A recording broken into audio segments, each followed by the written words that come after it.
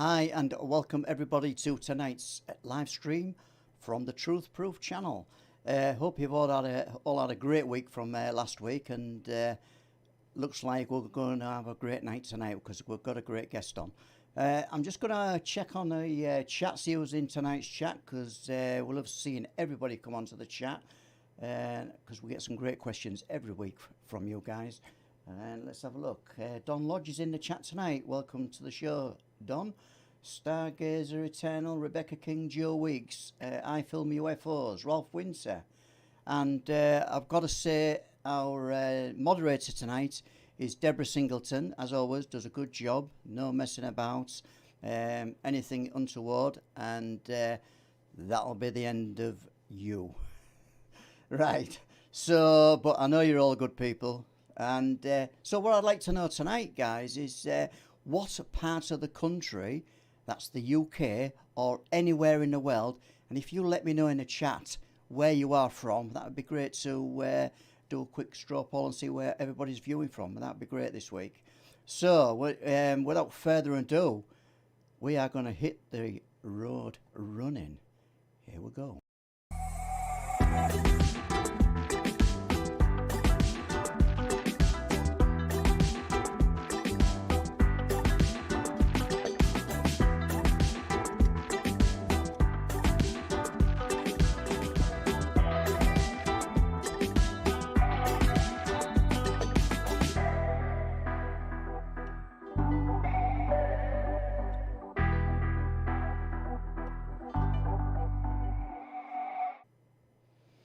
Well, there we go. That's the intro to the show. And without further ado, we will bring on Mr. Paul Sinclair and his guest for tonight. Welcome, Paul.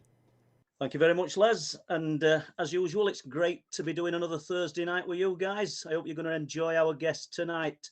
And we're speaking to Earl Grey, MUFON State Director of Southern California. Questions in capitals for this man, please. And he's got quite a lot of knowledge. So, Earl, welcome to Truth Proof. Thank you so much, Paul. It's an honor to be on your show. I'm a fan, actually. So, well, honestly, it's great to be talking to you. I have done a little bit of homework and listened to some of the talks that you've given, and I know the knowledge is there.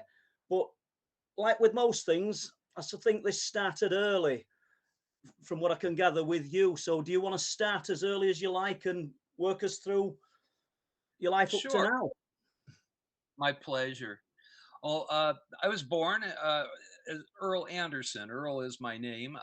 The Gray part, I'm a musician. I'm a professional musician, guitarist, studio guy. I do vocals and songwriter, and have done that for most of my life. And so Earl Grey was a stage name. It was kind of fun back in the late 1980s. But now I'm kind of stuck with it. And yes, I was, there was some confusion on certain local marquee signs. There was a Carl Anderson that was in Jesus Christ Superstar, an R&B singer. And then there was Earl Anderson, and they messed up the marquee outside of a couple of clubs a couple of times. So I'm like, well, I need to change that. And so I thought it was kind of fun and maybe clever. I don't know. Naming myself after the tea. Well, so of course the joke. Well, I'm used to hearing that. You're not exactly my cup of tea, right? Well, I guess I brought that on myself. You did a little bit, but I think that our listeners are going to enjoy. I think you're going to be their cup of tea. So let's start from an early age then, and how you got involved in this subject, Earl. Absolutely. My one of the earliest memories I have is from when I was about 5 years old. My mom was at that time she was a housewife, but she had worked in aerospace. She was a private secretary, one of two private secretaries that worked for the Howard Hughes, the millionaire, the aerospace genius, who made his fortune by creating a better drill bit. So he understood about underground, doing things underground. My mom talked me about having worked in a deep underground laboratory in the middle of nowhere. It was in the middle of the Great American Desert, is how she put it. She never told me whether that was Area 51 or White Sands. I know that she had been in White Sands, New Mexico before. I've heard they have a deep underground facility there. The way my mom described it was that they took her out to the middle of nowhere with a little security detail, that there was a shack, and that they opened the shack up that was locked up. Wasn't just like abandoned or anything, but it was just out of place. It was just this concrete building in the middle of nowhere. When they let her in, there is an elevator, and of course the elevator didn't go up. There was no upstairs to this thing. It went down. uh, and my mom had been warned of what to expect, so she was surprised. She was, I guess I would call it perhaps, ontological shock. We at, in the ni- you know This was in the mid 1950s, and the general public didn't know about underground facilities. So, but she got into this elevator and she expected it to go down a couple of floors maybe, but it kept going and kept going. My mom said that she was feeling kind of scared, that she got butterflies in her stomach, that she felt symptoms of vertigo. But elevators slowed down, opened up, and my mom said that this was a mile under the desert. She said that it opened up to this cavern, uh, but it was a huge cavern, and perhaps it had been there to begin with, because the dimensions of it were as such that they had a little city built down there. And this was, we're talking 60, 70 years ago almost, when my mom had this experience. She said that they would get around in little golf carts, that there were German rocket scientists that we had acquired after, post World War II, that were working down there, and that they had a laboratory, and that people were housed there, that they spent long, long periods of time deep underground. They had restaurants, cafes. She said that they had a cafe she laughed about it. She said they had little tables like a French cafe with the yellow umbrellas, and it struck her as hilarious because you don't need an umbrella in a cave. No. But they were going for trying to make people feel comfortable in a strange situation. Anyway, my mom said that, that she had a guy that, there were barber shops, drugstores. There's a guy that could do her hair when she was, you know, under the desert there. So And apparently she visited this place multiple times. She worked there. why? What kind of security clearance would your mum have had? Why would they have imparted so much Her, trust? her security clearance must have been through the roof. My mom later on went out. I mean, she worked as a headhunter for aerospace corporations. She went back to work. I think my mom got bored. She got bored being a housewife. Uh, and back in the 1970s, she started working for an employment agency. And then next thing I knew, she was running the employment agency. And then it seemed like every single account that she had was either Rockwell, uh, who were starting to build the space shuttle at that point. She peopled the science center out in Thousand Oaks with all their scientists, all the way down to the guys pushing the brooms. I know because she got a friend of mine, a high school friend, as the broom pusher for this place. She would get people out to Northrop. She had a mainframe computer went out in Northrop, and she sent a unschooled autodidact polymath that I knew. He's 17 years old. Spent about a month and a half over at Northrop and came back with a wad of cash, a new car, and told me while he had fixed the mainframe computer. That was the kind of stuff my mom did. She worked with Lockheed Skunk Works. She knew Ben Rich. I remember her talking on the telephone with Ben Rich. Uh, she would work in her office and she would work at home as well. So, Earl, when did you first hear about the UFO stroke alien connection, and was it from your mum? It was for my mom. the first time I heard anything about this, my aunt had come over with a copy of Look magazine, which was sort of the Life magazine Yeah. knockoff that we had at the time. But in this edition, it had the Betty and Barney Hill story. And my aunt, I guess, knew about my mom's work. And I remember distinctly, it was 1968, I believe, maybe 67, but right in that time period. And she brought, I must have been like 9 or 10 years old. My cousins were visiting with my aunt. We were playing in Lost in Space, of all things, in the backyard, of course, you know. And we heard like sort of a heated argument coming from the kitchen. So, being kids, we ran over there. We're doing this thing, you know, trying to hear what they're arguing about.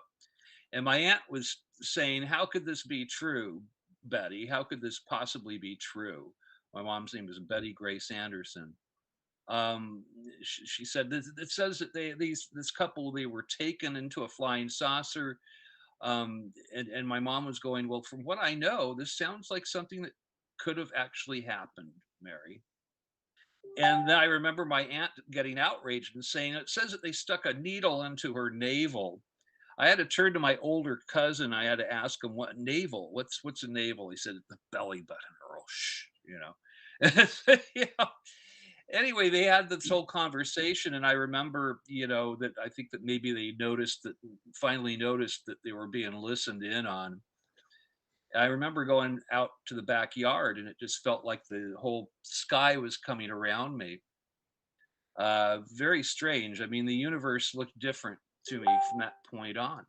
Yeah. Uh, Later on, in 1977, many years later, I had taken my mom to see the movie Star Wars. Now, my mom had many cancers over the years, and I hear this from other people that have worked in deep underground military installations.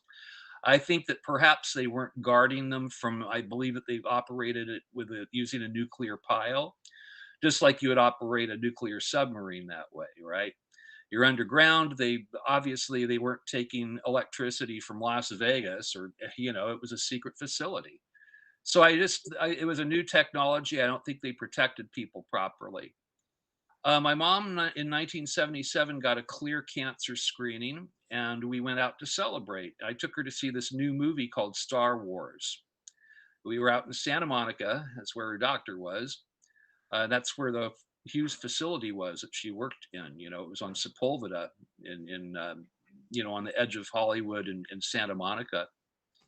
After the film was over and the curtain was closing, my mom became voluble and she started talking about interstellar life. She said, "Son, you have no idea how close to the truth that movie was."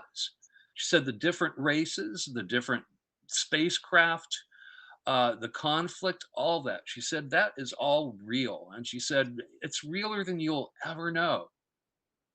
She didn't specify what these races looked like, but over the years, I tried to get her to talk more, as you might imagine, you know. Mhm. Uh, and usually she zipped up, but something emotional happened to her that day in 1977. I think it was just a perfect storm, you know, where her cancer screening came back negative. She was close to where she used to work, and she saw this film that for her was very emotionally moving, and she had to talk. She disclosed to me. And that's how I became interested in this phenomena. It became a personal thing to me. My mom said, "It's realer than you will ever know, son." And for some reason, that phrase got into my head. I wanted to disprove that. It's like, well, why can't I know? I can know. And I've been told recently by people with high security clearances that it's a good thing that you don't have a high security clearance, Earl, because you probably know more than your mom did now. Because if you have a security clearance, they will compartmentalize. You know what specifically has to do with your job and what you're doing, but they won't tell you anything else. So you only have your little part of the puzzle. And they said your mom couldn't gather all the pieces like you can, and you may actually know more than your mom did now. So that made me kind of feel heartened and encouraged. Yeah, and that's how I got here. I became the reason why I joined MUFON was I being a musician, I had met Chris Squire from the rock band Yes. I'm an Anglophile, you guys. What can I say? Love people from the UK. Yeah, love the music. Biggest Beatles fan under the sun over here.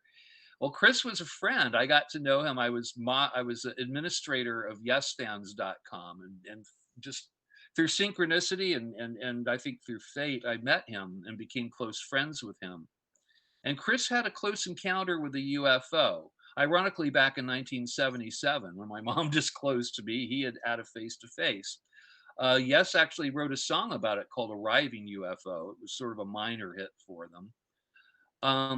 But Chris and he would want to talk about UFOs and late into the night. Um, and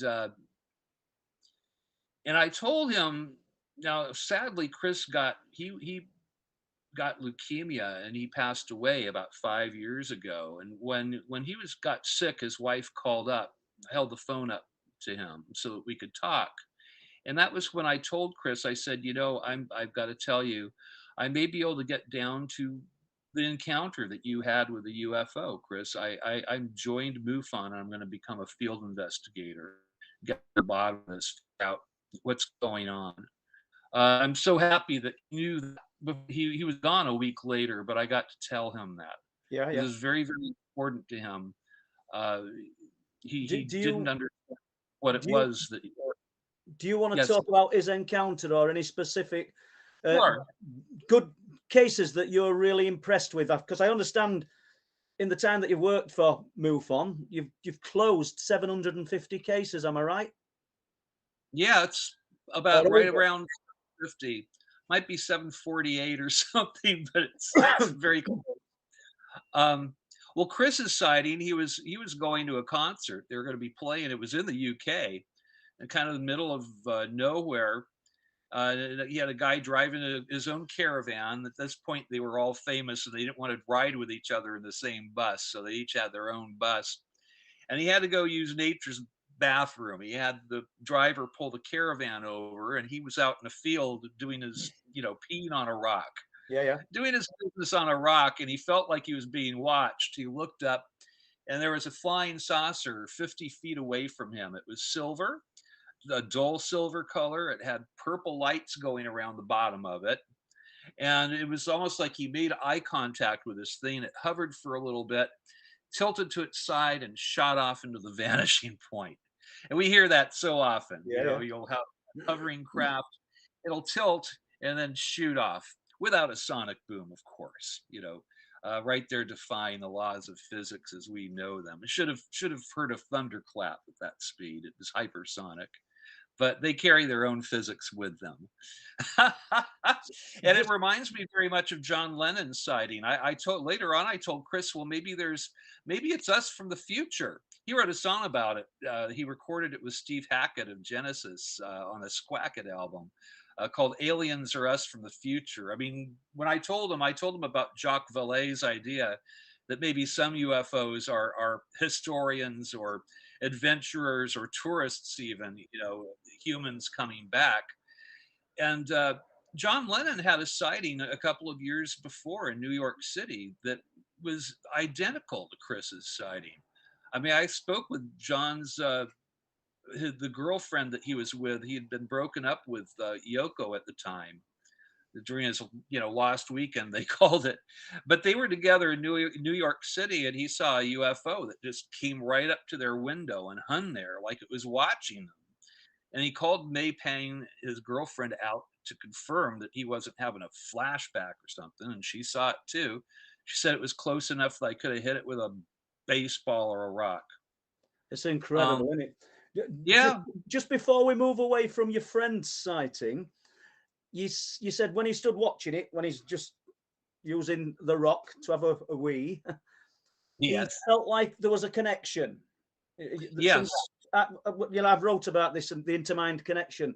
What's your views? Obviously we'll carry on with what you're talking about, but I just want to stay with that. What's your views with all the cases that you've worked on over the years? What do you think's happening? Because you must have spoken to lots of people who think this. I've got a connection with this thing. Like once we've got this visual, it's as though it's interacting with me. What are your views on that part of the phenomena? Most people that have an interest in this phenomenon have some kind of a connection with this phenomenon, is what I'm finding out. I'm starting to believe that no one sees a UFO randomly, that it's always purposeful. I believe that we are being visited by multiple cultures that are interstellar, and that there's also a interdimensional element that's involved, that's been here from the beginning. I believe that they're trying to change our baseline reality. That right now, that we have a quaint idea of what reality is. Our idea of reality. If there's noise coming from outside, I got to close my window. Okay. That our reality is way back to Newtonian ideas. Isaac Newton with the apple falling.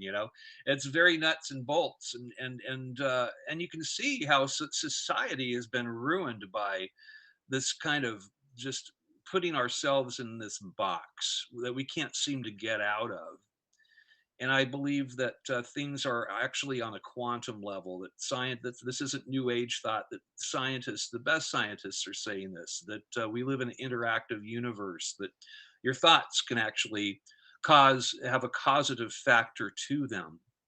And people that have a close encounter with a UFO, it's a contagion. Jacques Vallée talked about it. There's a thing that happens called the Vallée-Davis effect, where when somebody has a close encounter, it changes them as a person. They oftentimes will become more spiritual. They'll sometimes become telepathic. They'll experience synchronicities. That's what I have. I experience, they're like miraculous synchronicities where it seems like there's an underlying map to things that we're actually, that I'm, it's just, Dr. Carl Jung talked about synchronicity and explained it. He was having a meeting with one of his clients, and she was describing a dream that she had of this beautiful iridescent scarab beetle. While she's talking, there's this battering at the window, and he finally has to excuse himself, see what's disturbing the peace here. He opens the window, and the iridescent scarab beetle flies in and lands on the table between the two of them. That is a synchronicity. It's a meaningful coincidence. And I've had a close encounter of my own, and it changed me. So I'm speaking from personal experience here. Well, I don't think we can move any further, Earl. Before you've opened the box now, we need to hear about your close encounter. It's a Pandora's box. It maybe truly is. I think certain people have opened Pandora's box and they don't know what to do with it. People in the Pentagon and such. But it is a true thing, I believe. I think that we are being changed by contact, and that we're being changed as a species. That Dr. John Mack, the famous ufologist from Harvard, he called it what people experience after having a face-to-face contact with ETs as ontological shock. That their baseline reality is pulled out from under themselves like a rug. Or maybe like a magician would pull the tablecloth out from under the dishes. The dishes are left standing, but it's changed. Your baseline reality is different now. And I think that this is a purposeful effect that's happening here on Earth, that we are purposefully being introduced to this contagion that is not an earthly contagion. It seems to be cosmic in origin. And I think that our visitors, they see that we are on the cusp of the space age. They could either stop us, destroy us, or help us to overcome the things within humanity that have limited us and have caused us to continue acting in barbaric ways, even though we now have the technology possibly to go to the stars. They don't want to let that out there unless we're going to be good stewards of what we have. And that's what's happening here. And I think that it's an emergent necessity that things are ramping up right now, and that things are coming. Having said that, Earl, surely these other intelligences that are out there, they're not all good. No, I don't think they're all good. Or they're, I mean, every intelligence is probably good unto itself. I mean, if the My question Cortez there is, we're felt like being, he was the good guy when he came over and decimated the Mesoamerican culture back in antiquity, right? I mean, Cortez thought that he was the good guy. We can look at it now and see this was a terrible thing that happened, but well, yeah, a lot reasoning, of how my you see, reasoning for saying that was that I'm not saying you're wrong, but we're being kind of vetted and held back because we've got to, yes, I I don't know, think we've so. got to behave correctly if we are to advance. Yeah, on the other note, or the other side of the coin, we've got intelligences out there that don't behave correctly. So how do they fit in that equation? Does nobody govern I them? I think that well, I've heard an interesting person who I'm not really at liberty to talk about too much yet, but who is the people around her are very impressive and are from the highest sources. And I've been told by this person who is supposedly a star person living among us that there are carpetbaggers, there are DNA thieves, and then there are good races out there. But they're all worried about us because they see us exploding nuclear weapons still. And I think that when we explode a nuke, when we do even a nuclear test, that it's disturbing the universe. It's, it can be felt in other dimensions. Uh, who knows? Maybe we're even harming people in other dimensions when we do that.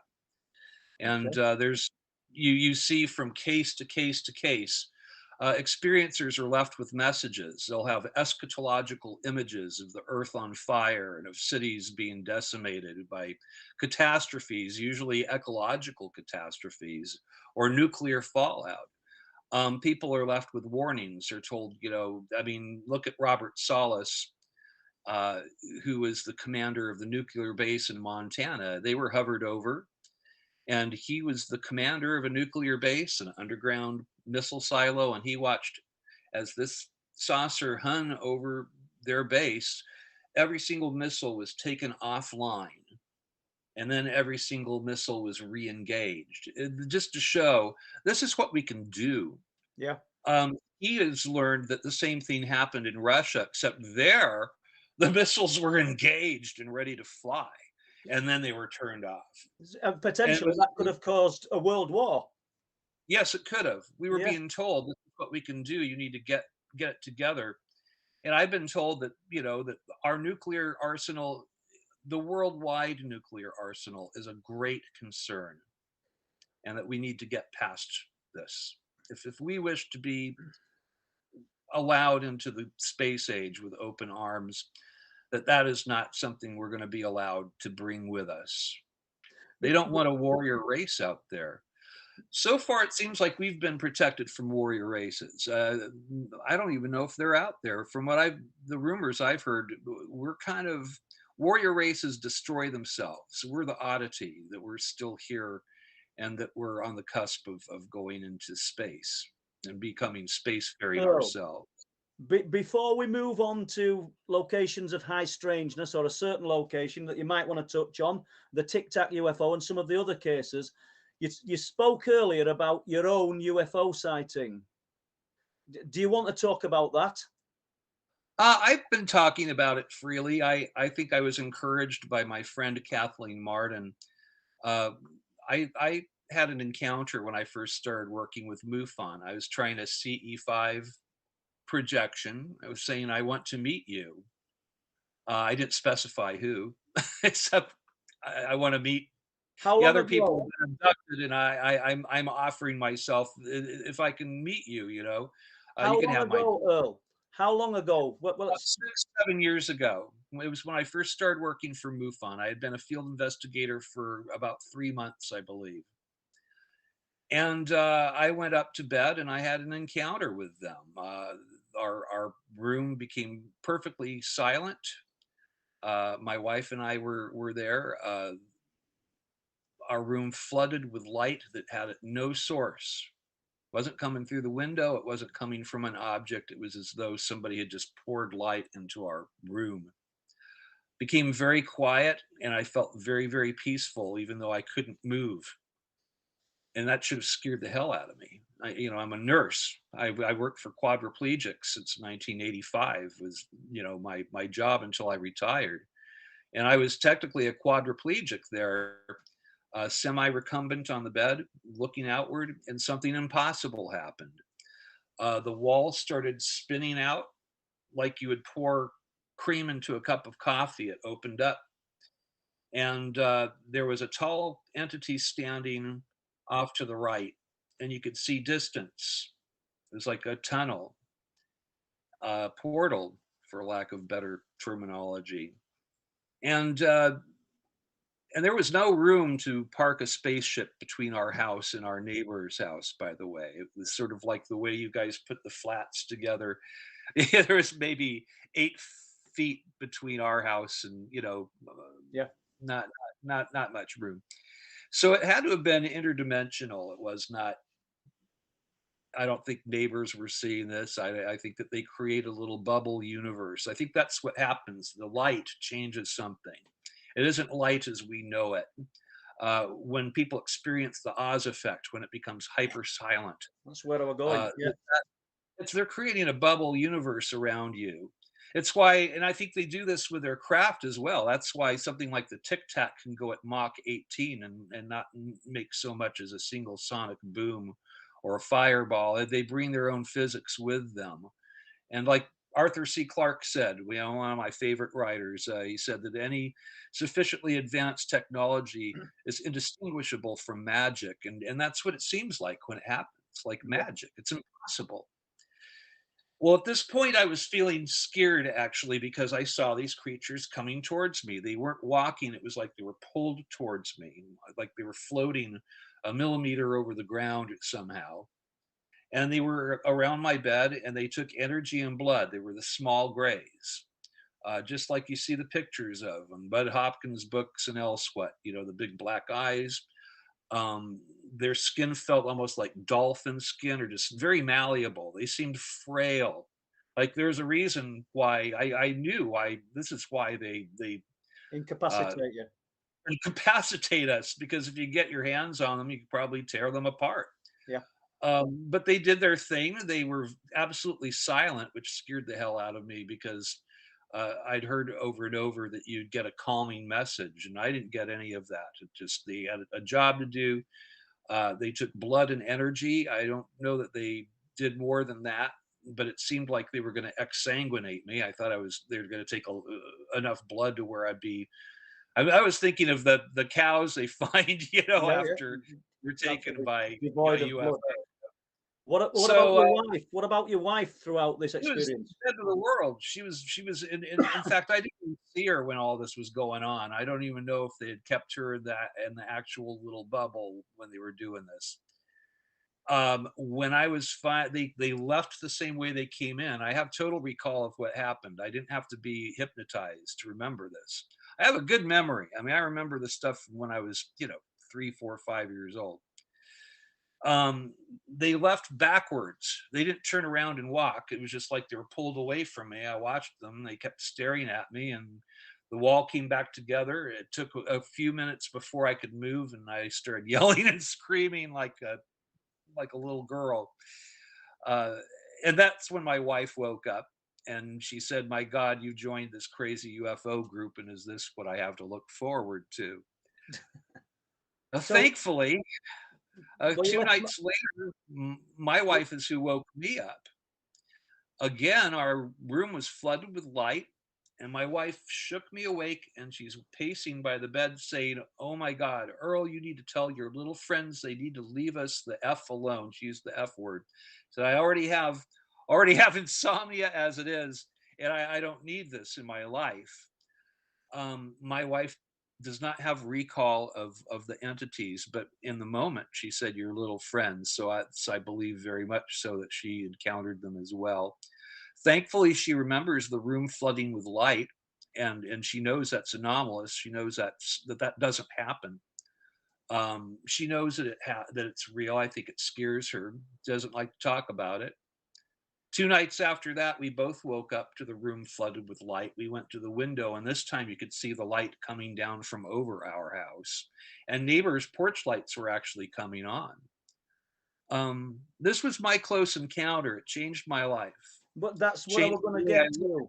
live. Do you think, Earl, that well, obviously it was meant for you, so I don't take it as I'm directly as I'm saying it. But do you think it was to reaffirm your interest and belief in this subject, so that you'd pursue it the way that you have up to this point? I believe so. I think that it was destiny. I've been told by by the person who I've been told is a star being that this was destined for my life.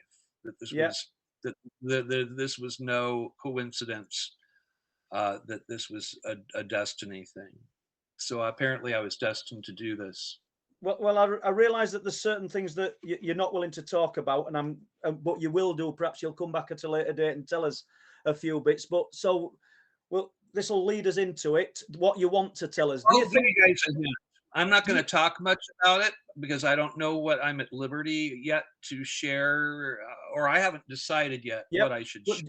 Right. Well, the question is, But if you read the book, Skinwalkers at the Pentagon, that Harry Reid, our old Senate Majority Leader, wrote the foreword to. That book is very, very, very interesting. It's actually true, and some of those people are the people that I've been contacted by. Which leads me to the question. So, do you think that certain locations of, we'll call it high strangeness, everybody is familiar with that term, around the world hold the answers? I think some of them. I think that's a part of it. Yes. Yeah. But I think that the main thing is human is the human mind. I think that we're being retooled as a species. I think of this as the great human disability, that we are not telepathic. And I've been told by multiple sources that we all have the ability to become telepathic, but it's a muscle that we haven't exercised. And there are only a few people that know how to exercise that. And there's ways to exercise it. You get angry at somebody on the freeway, instead of cursing at them, you think in a positive way. The way that you ask matters. You use your mind and say, could you please move over to the next lane? And you'll be surprised how often that happens. You don't have to tailgate them. And I've been told that's one way to start things. The juice is going. But every single encounter that people have with other entities other than humans, their mouths are always minuscule, and they're always communicating via telepathy. Humans have not developed this. It may be because language has become such an art form to us. We have poetry, we sing, we do music, and we sing in every single culture. And while that's a very beautiful thing and has great human worth, it may be that which has also caused us to be disabled as far as not being connected mind to mind. It's very difficult to have a war with somebody that you're connected with. Yeah. Okay. So, what's the best evidence you've seen in respect of unexplained phenomena? You can start with any cases you want, or anything recent. I have so many cases. Now, I'll tell you, I've been doing this a long time. Well, there are people who've been doing it a lot longer than me, but for this one, it's been, I maybe shouldn't have said a long time, a little over 6 years, going on 7 years here. But thankfully, my old state director, he, either good or ill, he gave me case after case. He trusted me with them.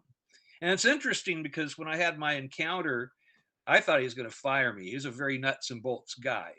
But I think that he's evolved as a person as well, and his philosophy about this has evolved as well. But with all the cases, I look for markers common. We all do. The people that at least have been trained properly. You look for markers. You look for places where people are having recurrent sightings because there are hot spots out there. California, Southern California being a huge hot spot in itself. This is one case that I thought is really beautiful, and I think that you can see the Oz effect taking place in here, and you can also see how our visitors create a little bubble reality. This is a case CMS 113034. I have it just written as flying saucer with time dilation. This is a historical case, but all the witnesses are alive, and I've spoken with all four of them. And they're serious people. They're not UFO fanatics, you know. They're not, going to Alien Con or anything like that. This happened in 1975. It was a family of four, a mother and three brothers. They were driving on the Imperial Highway. I'm just reading from the case report. Late at night, Christmas Eve, 1975, when the eldest brother saw what appeared to be a very bright star in the sky. He pointed it out to his mother and his brothers, and when he pointed it out, the star shot down from the sky and it resolved into a silver disc-shaped object surrounded by red, green, and blue lights. The light spun in sequence on the bottom of the object. The witness states that the object was the apparent size of a dinner plate held at arm's length that had no visible markings or insignia. The witness states that he could see an area on the side that looked indented, rectangular, almost like a closed door or a hatch. The traffic light that they were sitting at was red, and the witness states that he began to feel nervous as the light hadn't changed in what seemed like a very long time. The witness noticed a few people waiting at the crosswalk. He realized that they weren't moving. One man was frozen mid-stride as though time around them had stopped. The witness states that it seemed like 5 to 10 minutes had passed, but the only things that were in motion were the objects hovering in the sky and his family members in the car. Now, I spoke with him. I spoke with the three brothers. There was one younger than him. He was about 11 years old. There was a 9-year-old, and there was a 7-year-old. And there's the mother, and she's in her 80s now. And so the mom, when I interviewed her, let's see, I just want to find a little quote from what she said. Well, the one brother, okay, this is an interesting quote. He said, being a bunch of boys, we were shouting, pointing, and excited, but mom seemed more concerned for our safety. It seemed like time was weird or something. The traffic light wasn't turning green like it should. This was the middle brother talking.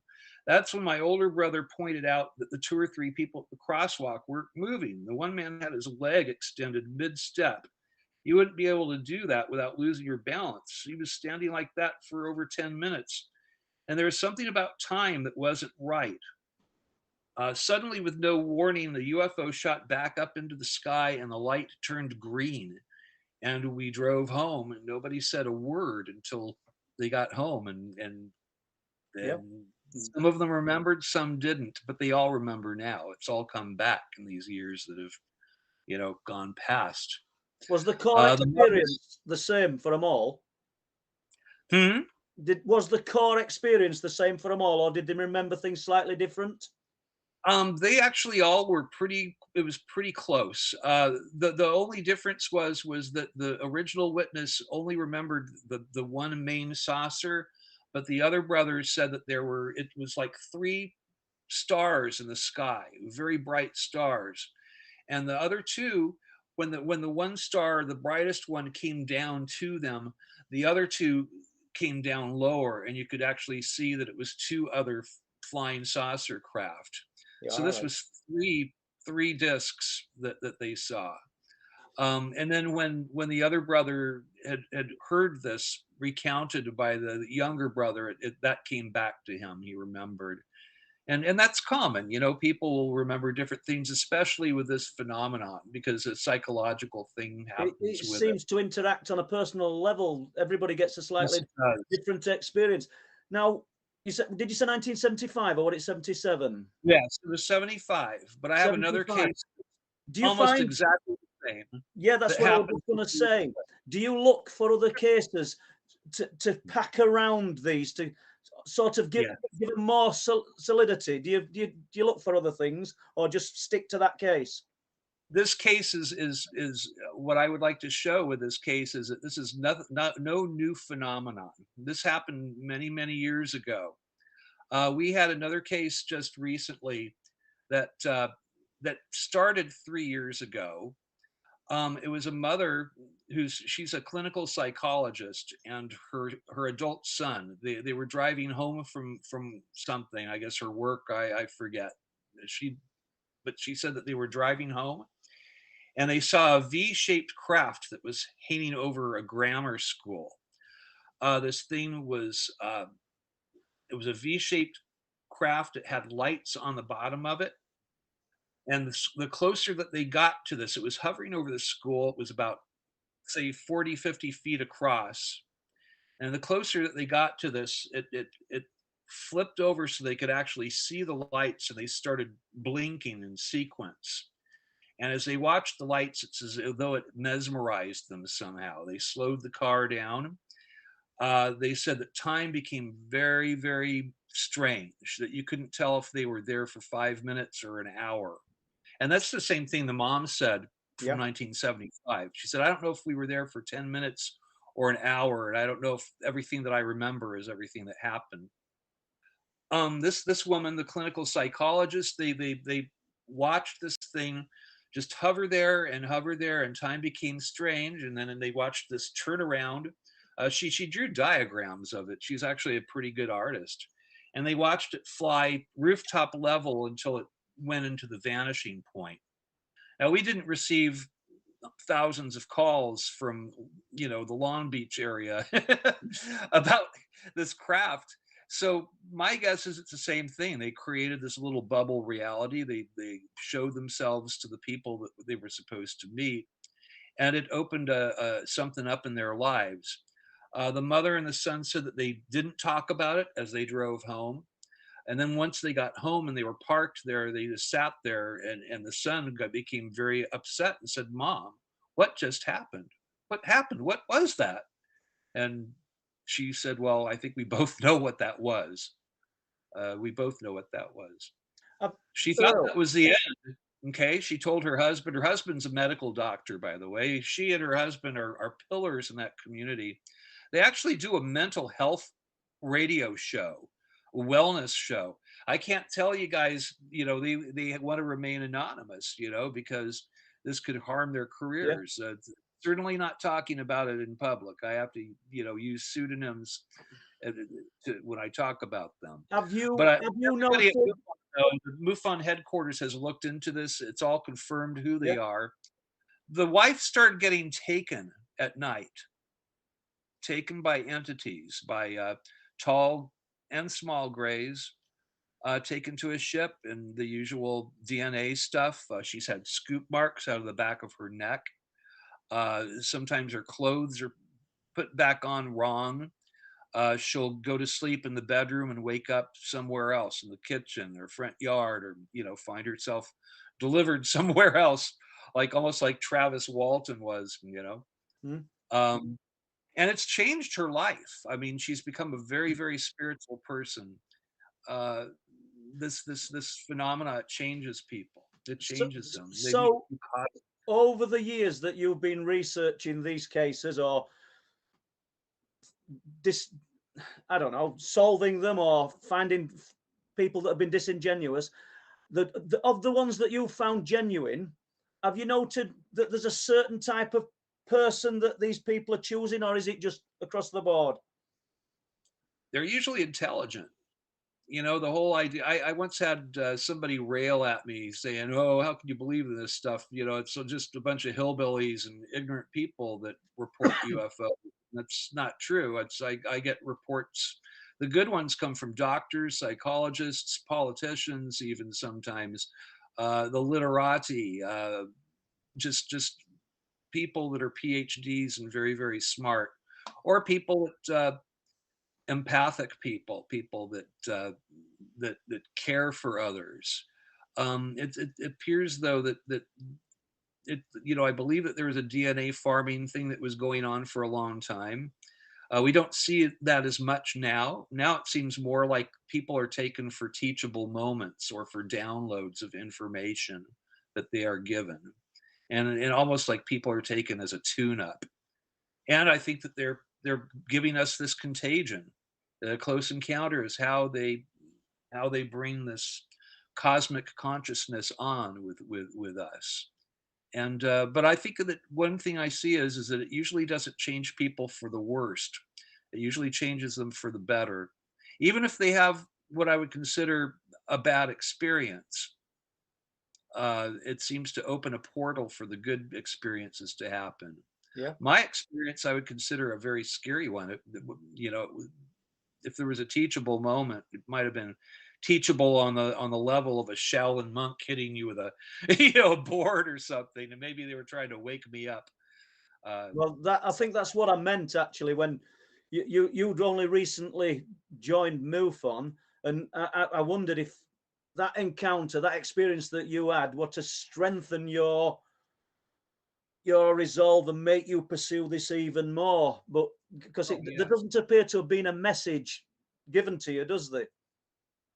I feel like the message was slowly given to me. That it's taken time. That they had to bring the right people to me. Kevin Day, who I'm friends with, who is the radar deck for the Princeton during the Tic Tac, he feels that he was changed by this phenomena. We were talking about it this morning, for goodness sakes. Uh, that his close encounter, that he wrote about this on. He's written about it himself in a work of fiction that he published in 2000. I think it was 2012, before people had known about the Tic Tac. A short story or novella called "The Seer" that he wrote, where he told the whole encounter story that they had. And he's told me that what he wrote in his fictional document is actually what happened. That it was very, very much that they went through a reality shift. Everybody on the Princeton radar deck, it was as though reality had changed. At one point, they were all throwing their arms in the air and ready to engage with a Tic Tac. Imagine how start an interstellar war, doing that. And then it was almost like everything shifted, reality changed, and they were all calm and So this is the military personnel that have undergone this change. And yes. how many of them have stepped forward and said that? Or I think there's about 8 people now. I think that David Beatty has been very good about documenting a lot of this, and you can go and if you put David Beatty uh, into YouTube with Tic Tac UFO, his documents will come up. Some of his videos will come up. But we're being told the same thing from, I mean, of course, Louis Elizondo and the guys that were in the ATIP program, as well as what's coming out from the Pentagon now. And I worry that there's so much military involvement personally, because I don't know that they're the best ambassadors to the stars. but, Um, you but this know, intelligence, Earl, which obviously it's got to be superior to ours or to what we are. It will know this, won't it? And I suppose it'll only impact a certain amount of knowledge. Uh, they've been obviously, watching us forever. They've been watching us forever. This is not a new phenomenon. Jacques Vallée is correct. If you read, his Magonia book, Passage to Magonia, he talks about turn of the century, people saw airships. Before that, they would see gods, or they would see you know, strange battles in the sky. India, with their culture of demigods and gravity defying vehicles, and all that stuff is comes from the same source, but it sort of forms to the culture that it encounters, and it deals with us in that way, so that there isn't a greater amount of culture shock than they want. so You the know. phenomena has evolved as we've evolved as a species. Then Yes, it's that is interactive. why the shape of the objects that are seen have changed. Is that what you're saying? Yes. Yep, yep, If you look at photos of UFOs from the 1950s, they're very different from what people see now. yep. And I don't think that it's I don't think that it's our visitors that have changed. It's just our perception. Some of that may be our own minds, and that we're trying to make sense of something that we can't understand or can't really see. It's just like the Native Americans that first saw the big ships come in. They couldn't see the ships. There are old accounts where they literally couldn't see them because it was just something that they had never thought of. Yeah. It was out of their purview of reality. And the same thing may be happening with us. We have such a limited understanding. I mean, we live in a quantum universe. It's not unusual for something to appear, disappear, and reappear, light years away, that is a normal thing that a subatomic particle does. It will shapeshift into a wave depending on what the scientist is expecting to see, that it's interaction going on, Yeah. co-creation between the phenomenon and us. It happens on a very basic level, and UFOs and the ETs and the dimensional beings that we are meeting. It's the same thing, but on a huge level. The Tic Tac object acted just like a subatomic particle does. Did all the things a subatomic particle does, including looking like it's just like thwarting all of our ideas of physics. But it's working on its own level of physics. It's a large object acting like a very small one. Yep. And Okay. they're changing On that note, we shall go to Les and see if there's any questions, because I can't see the chat, but I'm sure there will be. Les? Yes, a great show tonight, guys, and thank you very much so far. And some great questions are coming from a very knowledgeable people on the chat, as always. And one is coming from Tony Worrell, and Hi, Tony, yeah, and Tony is asking. For years, I have been reading about USOs off the Southern California coast. Can Elle talk about them? Certainly. Oh my goodness. Well, I'm going to bring up my friend Kevin Day again. I had lunch with him and his girlfriend a couple months ago, and I brought some of the cases that we have from off of Catalina Island. We have a lot of cases east of Catalina Island, seem to be right between the island and the mainland. So, Catalina is 20 miles away from the mainland. This is happening 10 miles from the mainland, 10 miles from the island, a little closer to Mexico than us. But we keep seeing objects with, and the witnesses have all been wonderful. I had a commercial pilot who was camping with his wife and brother-in-law at the campground on East Catalina Island. He saw a big gold sphere that came out of the water, and he said it had to have been huge. It had to have been 50 feet around. And he said that this thing came out of the ocean, that line of sight dead reckoning, and he's good at that because he's a professional pilot, a commercial pilot. He said that it was 10 miles away. It came out of the water, that it started doing a crosswise pattern up and down, and then it shot back down into the ocean, that a couple seconds went by and it shot back up again and did the same kind of dance up in the air, like a little aerial ballet. He got his wife out there and his brother-in-law, so there were 3 sets of eyes on this thing, all fine witnesses. He sat on his sighting as long as he was a commercial pilot, but recently he retired to take care of his new infant son. He and his wife are he's doing the house husband thing. So he said, I could finally tell about this and tell you guys what I saw, because he was afraid he would be, of course, they would ground him, which they tend to do to pilots if they make a UFO report.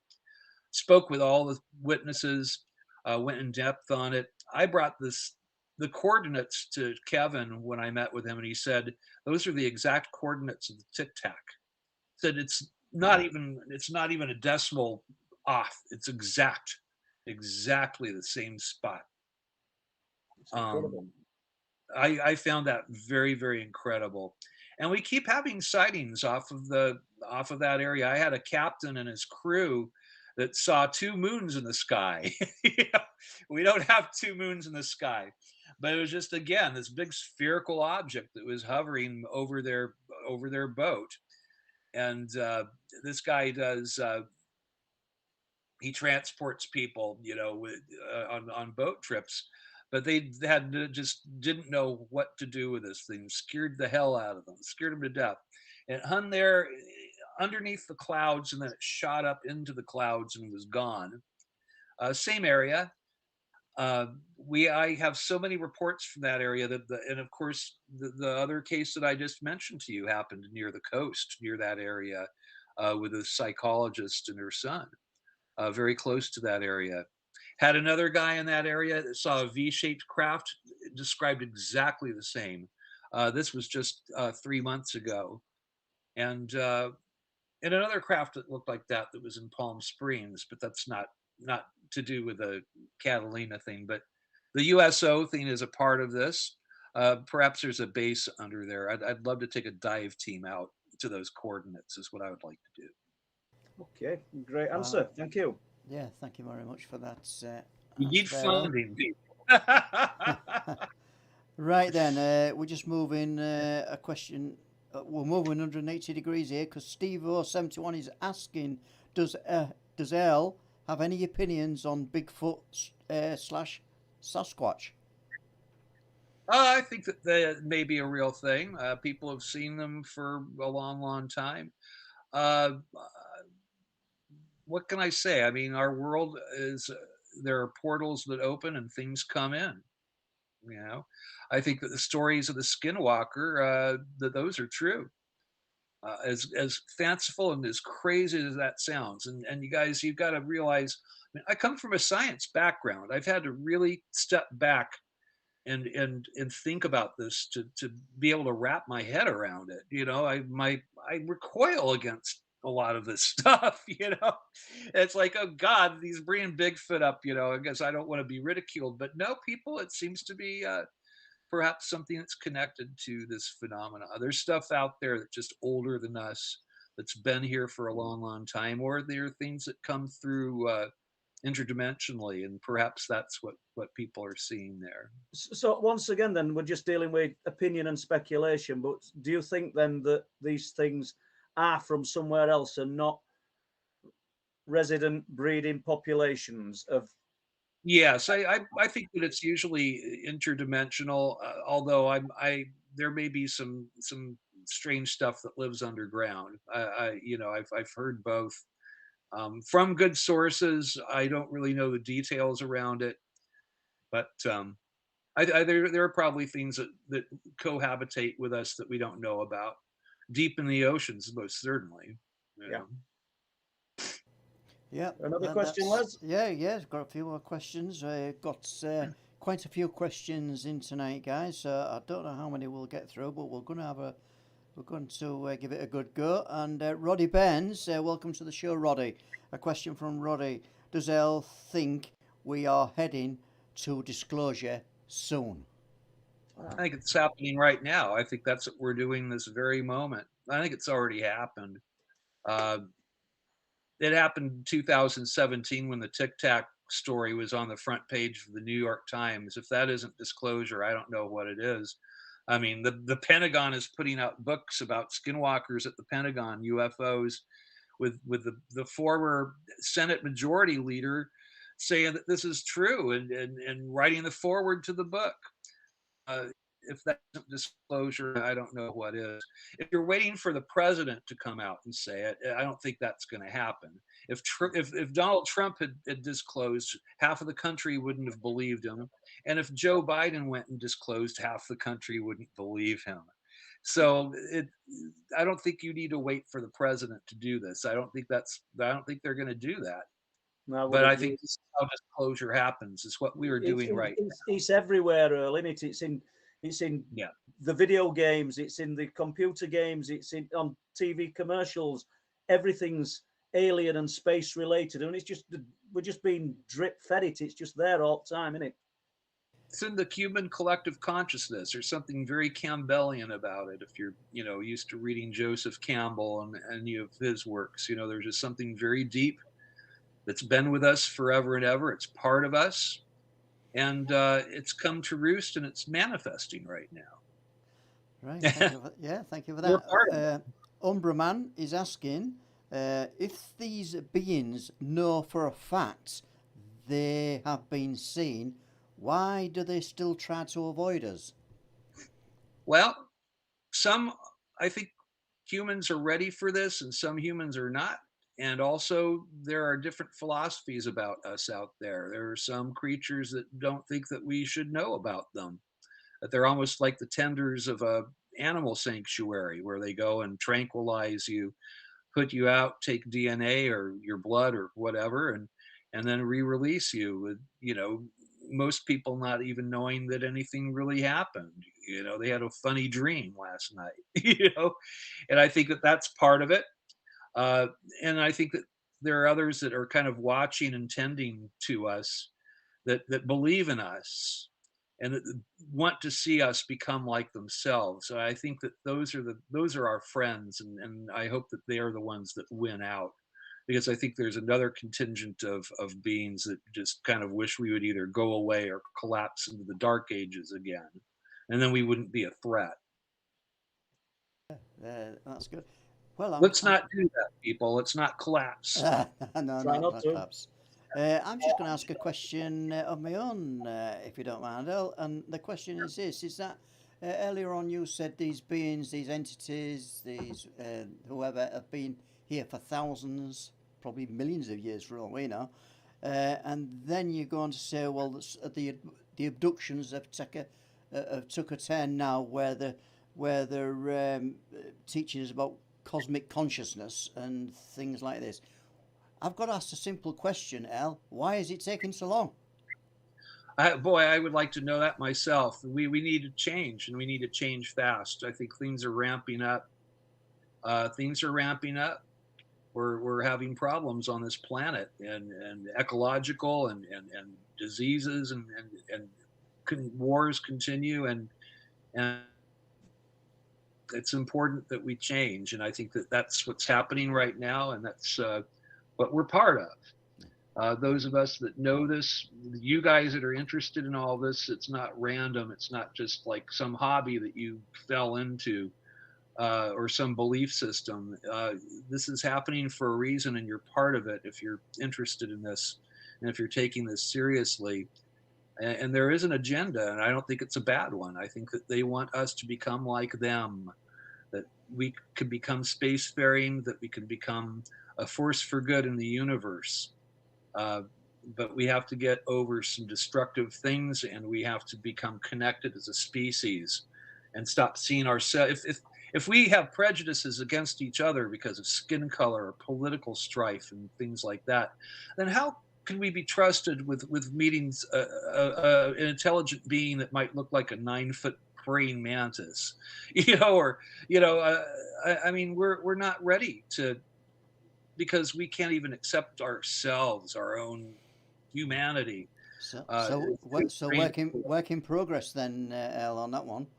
Yeah, we've got a lot of work to do. I have a lot of work to do, and that's what I'm doing right now. Well, thanks for that. Yeah, thank you. Yeah, thank you for that answer, Earl. Can I get another couple of questions in, Paul? Yeah, let's go for it. Yeah. Yeah. Sharon Lomax is asking, Earl, do you ever come across anything that you? I'll just paraphrase this slightly.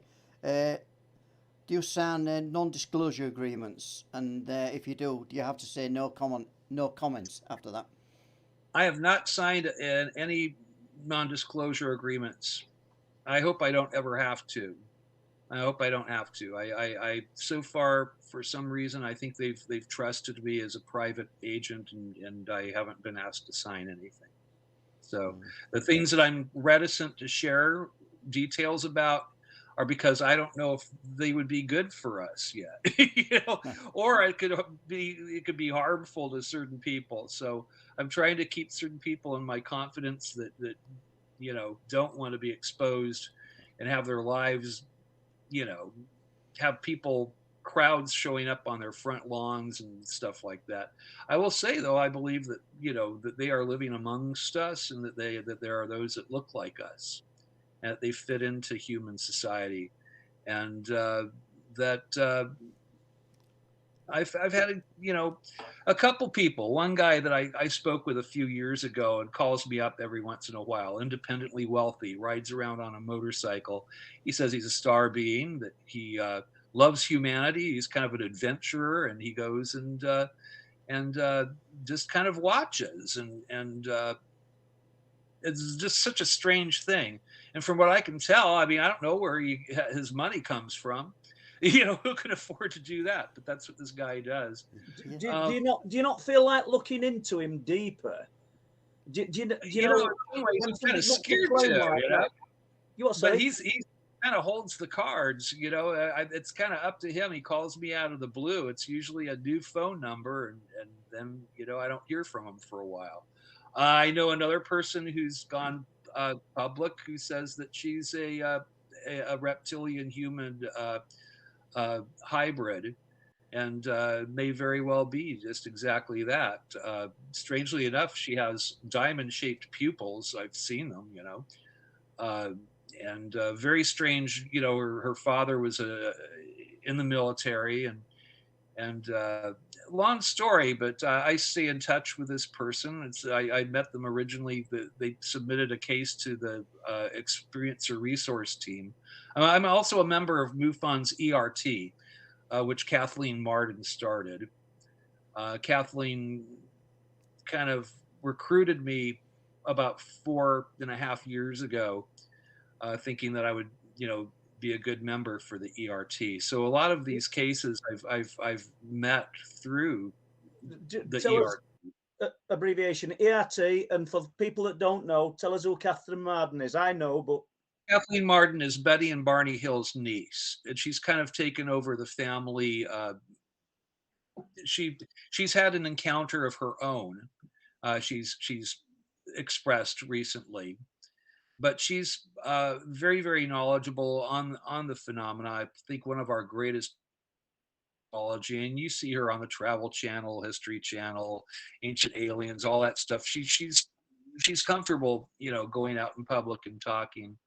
A very close friend of mine, and she started MUFON's Experiencer. It was originally the ERT was the Experiencer Research Team. Right. And then recently we've changed the acronym to the ERT being the Experiencer Resource Team, because that seems to be more accurate to what we do. And if you've had a face-to-face encounter out there, you guys, any of you that are listening to this, and you're confused or you want to talk with someone, you can go to MUFON.com and just look up Experiencer research. And we have a questionnaire of 30 questions that you can fill out, and you can ask to speak with one of us that's on the team. A lot of doctors, a lot of PhDs, but we all know that this is a very, very real and active phenomenon. You know, if you're in California, your case will either go to myself or to my assistant state director, Linda Fletcher, who's just recently joined the ERT as well. But between my MUFON cases and running, you know, the state of California MUFON, the ERT is my passion, and that's where I've met a lot of these interesting cases, because sometimes I'll have somebody come through that says that they're a real hybrid, and what do you do? I mean, I had one woman who her case, she originally put in a CMS case, and then I think she also put in the ERT questionnaire. But her case I closed as an unknown. Had full recall of being on a craft. Her mother had seen this happen, had seen her taken, and she believes that she was, you know, a hybrid. I met her at Alien Con. I was speaking on the Experiencer panel that they had, the ERT panel at Alien Con. She came up to me, and I knew exactly who she was. She had these giant eyes. They seemed like unnaturally giant eyes. I said, "You must be," and I mentioned her name as just like, you know, very interesting people that I've met. Is that lady's mother still around then to validate her claims? Yes, I've spoken with her, you know, a few times. Yes. So just before we move on to another question, then, is there any organisation, and we'll include MUFON in this, that are sitting on the truth but can't impart that knowledge, or sitting on Oh boy, information? it's the old elephant with the blind monks in the room. I think a lot of people are seeing this. A lot of people have their own opinions, but it seems like they're kind of coalescing. I'm seeing more and more that what I kind of saying seems to be what more and more people are saying. Because you have to wonder why this is going on. It's not an invasion. If it was an invasion, they're doing a piss poor job of it. It's been, if it had just started out at the Roswell crash, they've had over 70 years to invade. I mean, give me a break. We were decimated by a stupid virus recently. If they wanted to get rid of us, they could have. Or if they wanted to invade us, they could have done that. Yeah. Yeah. But now I will say we may be forcibly forced to stop our nuclear proliferation. That we've been warned on. And I've heard this many, many times from many interesting people. That seems to be one of the main things, that if we don't stop nuclear proliferation, we're being told to stop it in no uncertain terms. And if we don't, we're going to be stopped. They will stop it. That's what I've been told. They may come and intervene, and that's not a good thing. It would turn us into slaves. We wouldn't be the commanders of ourselves in our own society, and that would be awful, I think. So we need to change, folks. I think I don't think it's aliens that's trying to change us at the moment. I think that's happening now, but we'll not get political. Les, have we any more questions? Well, I'm just going to slip this one in from Teresa Walker, and it kind of follows on from everything Earl's just spoke about. Do you think that an alien coup is possibly going on in the background regarding the current events we found ourselves in?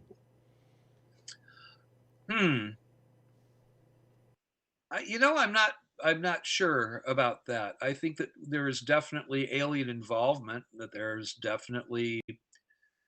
an influence out there, and I think that they're trying to influence us. I think that there are good agents out there that are trying to influence us in a very good way, that want to see us come out of this on top and be accepted into the the not the global community, but the galactic community. And then I think that there are others that they don't care if we're destroyed or just if we collapse into a dark age again, if that would stop us from, causing problems out there. I think it just depends on how hard we try, and I'm hoping that the good forces win this game. Okay. It's an actual coup. I don't know. I don't think so. I don't think that they're voting for anybody in particular. I don't think that our politics are very meaningful to them at all. Yeah. Okay. Thank you. That's a great answer there, Earl. Just a little bit of housekeeping here, guys. Mr. Paul Sinclair, if you can tell people about the website and what they can do when they get to the website and where they can buy your books. Oh, well, the books are available on the website, truthproof.uk. I hate doing this little bit, but that's the truth of it. If you want to look at the books, read the reviews. There's still loads of reviews on Amazon, because I recently pulled paperbacks off Amazon, but I've left the Kindles still running, so there's tons of reviews. So read reviews before you go ahead and buy a book, and assuming you want one. Don and Deborah Singleton, who's moderating today, they've been forming a kind of archive, a database on the website, and nothing but thanks for Deborah for spending hours and hours and hours doing that, where you can reference things and cross-reference information. Hopefully we're going to see patterns that are forming. So that's there as well as our reports. Quite minor at the moment, because we only started it about six months ago, but I think we're up to about 120 first-hand reports that have never been heard before, so it's good information that's on there. So other than that, guys, the books are also available on eBay. Over to Earl. So if we're not doing questions for 2 minutes, have you any more, Les? Because I want to ask him his views on.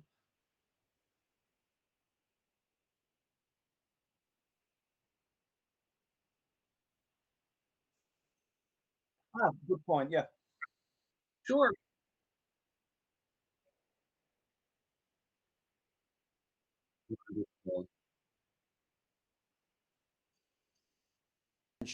If there's anything else you want to mention, Earl, just tell me. Sure. You've seen a graph. If you've had a face-to-face encounter, anything that I've talked about sounds familiar to you and you have questions, if you go to MUFON.com, it's just MUFON.com, it's all there for you. It says report a UFO. It will take you, 10, 15 to 30 minutes, depending on how much detail you want to put in your initial report.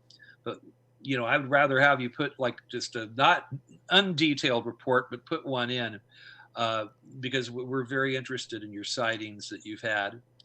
And there's the experiencer questionnaire that you can fill out if you believe that you have had a face-to-face encounter. And that would be, it says, if you had a face-to-face encounter, are you experiencer? So as far as getting a hold of me, I'm on Facebook, just as Earl Grey. It says right under my name, MUFON's California State Director of MUFON, right under my name there. I still have a few spaces for friends left there. And I seem to communicate with people mostly on that, on Facebook, but I'll probably be getting a more formal website going soon. There's a lot of stuff that's going to be coming up in the future, possibly a podcast. I'm certainly going to be writing a book. I'm ready to do that now. Before I wasn't, I had too many ideas and I wasn't sure what I was going to latch on to. Oh, it's hyper focused now. I know what I've got to say. It's what I've just told you guys. But I have so many cases that they all come together. They all have the same markers and people experience the same stuff and for, I think, the same reasons, But there is a rhyme and a reason to this phenomena, that it's not unknowable. It's not realer than you will ever know, that you can know. Thank you. Well put. Okay, that's it for the questions for now, Paul. Okay, right. So I don't know whether this is going to be in your sphere of knowledge, but have you investigated ghosts, poltergeists, or hauntings, or experienced them yourself? If it's not what you cover, because I think it's UFO related with MUFON, is it not?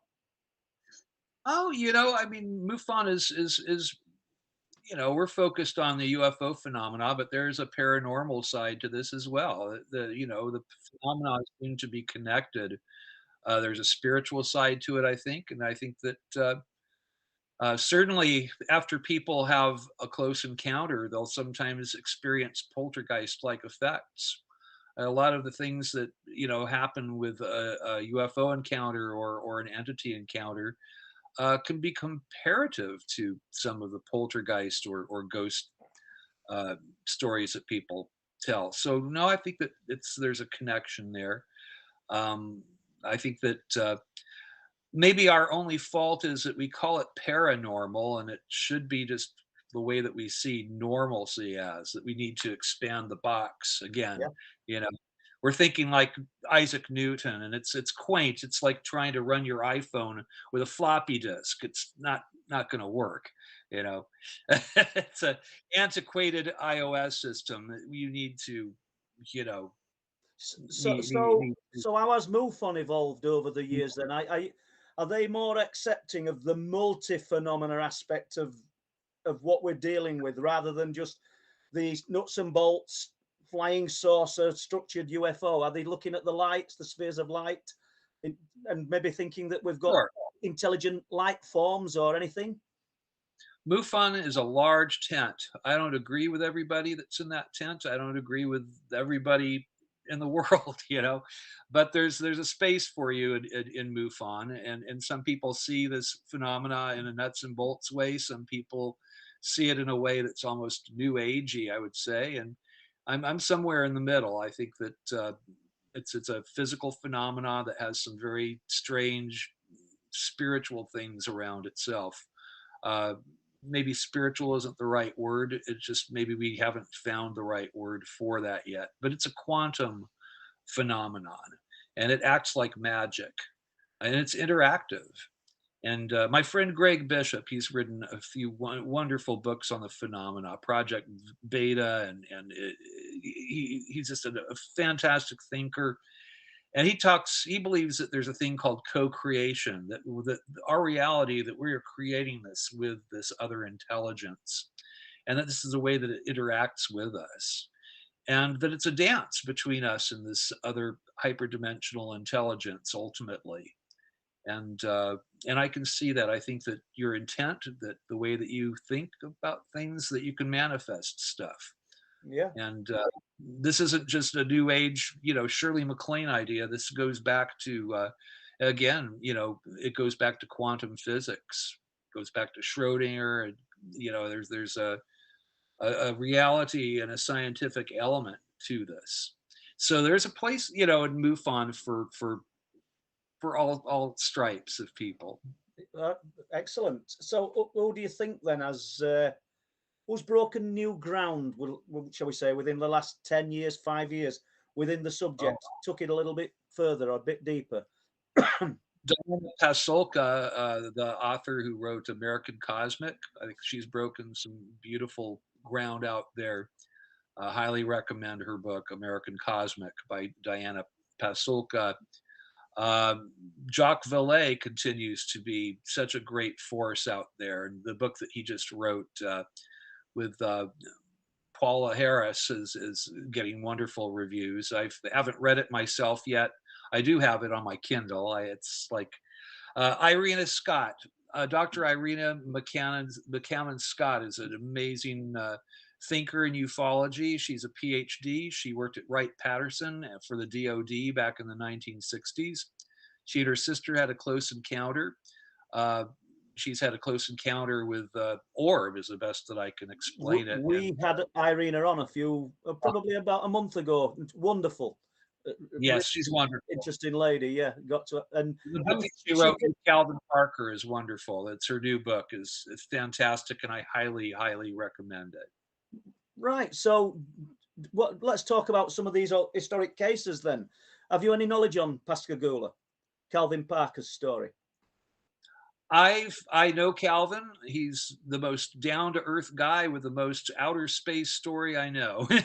so if you want to talk about it for a few minutes, just give our listeners a brief outline if any of them aren't familiar with it. He and his friend were in Pascagoula.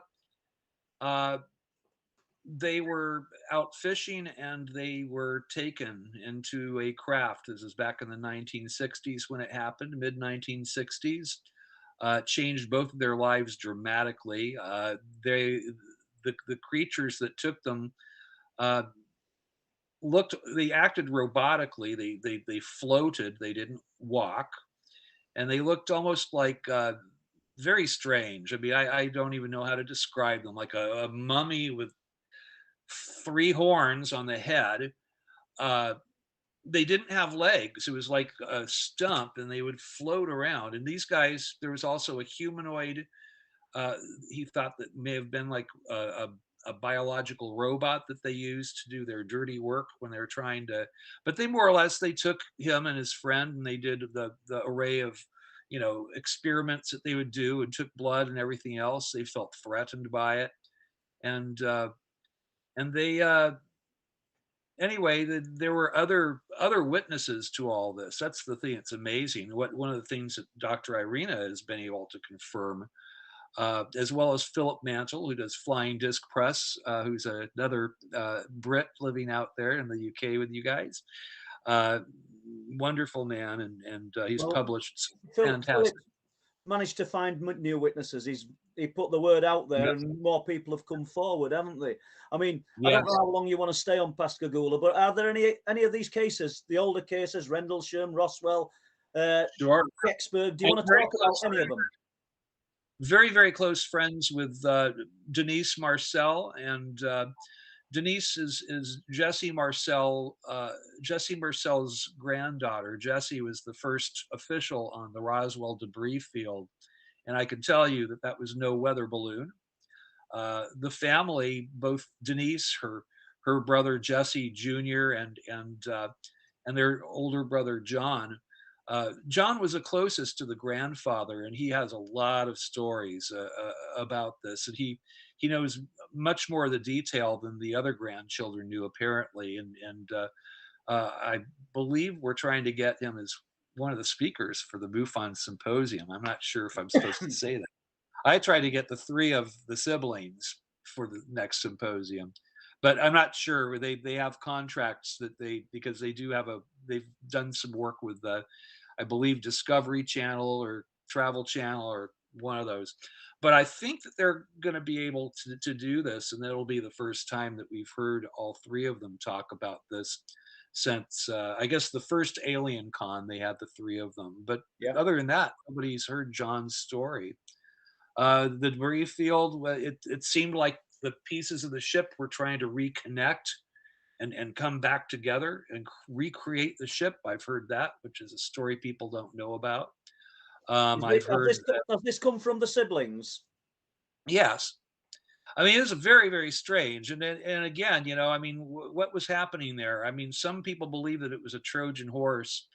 I think that the very small grays, that they're temporary bodies, that they are robotic, like biological robots, like the movie Avatar, that can be controlled by another intelligence. And that's why they allowed them to crash, and why there was no rescue attempt, because they were empty husks by the time we got them. Uh, you know, they were there to direct this ship to crash in a particular area, and then their job was done. That was the end of their mission. They're back on the home planet drinking mai tais and yeah, So, cocktail party maybe. has any new information surfaced due to talking to the grandchildren of the witnesses to Roswell? Well, there's some interesting stuff. I mean, I've heard rumors that there are materials that were presented that Robert Bigelow and those guys have. That's what they say, that Yeah. they actually have crash materials. Uh, I can't confirm that. I haven't been told that, but that seems to be the story, and it wouldn't surprise me. Uh, and So, apparently, no, sorry. apparently bodies were taken to Wright-Patterson is the way the story goes, and there's just a lot of detail about Roswell. But it was, I think that we were being given certain technologies that they were also, again, it was an early attempt to disclose to us that we weren't alone. How much better than to crash a spaceship? you know, it's a good way to make your point. Well, they've done a good job of shutting it down, haven't they, over the years from Well, yeah, I 1947? mean, yes. Well, my mom, she was a part of that. I mean, I would try to get information from her, and it was just like she'd get angry and walk away. I mean, the couple of times that she spoke, I think she felt guilty about it later. Even on her deathbed, she still wouldn't give me all the details, but at least she never, you know, she never took back what she told me. But I think that she felt like she probably shouldn't have told me this stuff. Yeah. Well, it's obviously put you on the path that you're on today, Earl, hasn't it? So Why I'm on here. That's why yeah, I'm yeah. doing what I do. It's So my passion. what about Rendlesham Forest? Have you any views or knowledge on that case? Uh, that's a wonderful case, and of course, I've met Commander Halt just recently and got to talk with him a little bit at the last symposium. Um, and boy, it sure does seem to be a case of high strangeness. The people that want to say that was the lighthouse, I think, are just very Delusional. mistaken. Yeah. Yeah. It just seems to be a recurring meme, when something gets out there that certain, folks in power are not happy about. They want to call it a lighthouse or a weather balloon or what have you. And what? Wow. You Just can't while we're tell on a that, weather then. balloon if you Yeah. can't tell a weather balloon from a starship, and okay, Jesse Marcel was the head of security at the Roswell airfield. He was the head of security when they sent the Enola Gay to drop the bomb uh, on Japan during World War II. He was the commander of securities for that. It was our one and only atomic base. And you're trying to tell me that the guy that you had doing that couldn't tell the difference between a spaceship and a weather balloon. Insane. I would Really? love to see that family. I know the family, they're pushing for disclosure just so that their father's name would be taken out of the mud and that he could be posthumously be given some medals and Yeah, such for what he did. He and should rightly be in so. the dictionary and encyclopedias next to, next to, Neil Armstrong and people like that, you know? I would agree, and just with that little analogy that you've just given about, his former credentials and the Enola Gay, I didn't know that, and it sort of adds weight to the fact that he would have known the difference between these things, wouldn't he? But you He also was a touched very on the fact experienced character. when you spoke about the weather balloons. Have, have the people within MUFON and the cases over the years, have you noted that the explanations have changed as we've evolved and got more advanced? Because weather balloons, strange atmospherics, meteorites. Sometimes it is a weather balloon. Sometimes it is strange atmospherics. I don't know if swamp gas really has played into the phenomena at all, but I get a lot of drone sightings. I get a lot of mylar balloon sightings. And then one out of maybe 20 cases will come in where I'm just knocked out of the water and we have a real sighting. Yeah, But it's, I mean, Dr. J. Allen Hynek was correct. He said that about 5 to 10% of the cases are the interesting ones, and the rest are prosaic. And yeah, that pretty much follows what I see. You get so that you recognize a drone on flash mode really quick after you see hundreds of videos like that. But I could kind of recognize the markers of real sighting when that comes in as well now, and they're usually the weird ones. yeah. A little light in the sky. This is something I tell my field investigators. Even if a light in the sky was a UFO, it wasn't a very interesting UFO. If it shoots out of the atmosphere, then the light in the sky is an interesting UFO. But if it just hovers there, it's maybe a planet or a helicopter in the distance, or maybe a boring UFO. Not doing anything anomalous, though. So obviously we're into the last section of this live stream now. What new cases, recent ones, have caught your attention? Oh my. Well, we have some very good ones. I have one from this woman who's come forward who had a sighting when she was a child, but the neighborhood children had this sighting. It was the day that Ray Heflin took the photograph of the UFO that looked like a hat that you see published quite a bit in UFO literature. Well, this happened 30 miles away from where Ray saw that UFO, and it was the exact same date. And these little children were hovered over by this UFO. It projected a beam of iridescent light down on them that they were playing with. They were being children. They Yeah, were seeing, they noticed that if they moved their hand differently, that their hand would turn completely one color and then another color. This craft was moving, so the children were running along with it so they could keep playing with the light. The adults apparently couldn't see it, and we hear this very often. It was for these children's sake. Um, how many? there's something little kids and UFOs. How many children? How many? It was about 8 children, 9 children, maybe 10 children. I have names of certain people. One person grew up to be the wife of the mayor of the town that it happened in, and she probably won't go on record. But other people, I will probably be able to get on record. Really interesting case, and something else interesting about this case is that the family owns they own the property adjacent to Skinwalker Ranch in Utah. They still own it. It's the Odekirk Ranch. It's a family ranch. I'm not going to say that's not the name of the woman, and it's not the name of. And I'm going to, I'm not sure if she wants to stay anonymous, but I'm not going to Yeah, that's mention fine. the name. And But the fact there, we know that property adjacent to the Skinwalker, that there were also reports from that area as well. And Junior Hicks, the one guy that was the earlier owner of the ranch and who was the first person who mentioned the UFO phenomenon manifesting there. was very close friends with his family and spoke with them. So again, there's this strange cosmic connection between people that have had these encounters.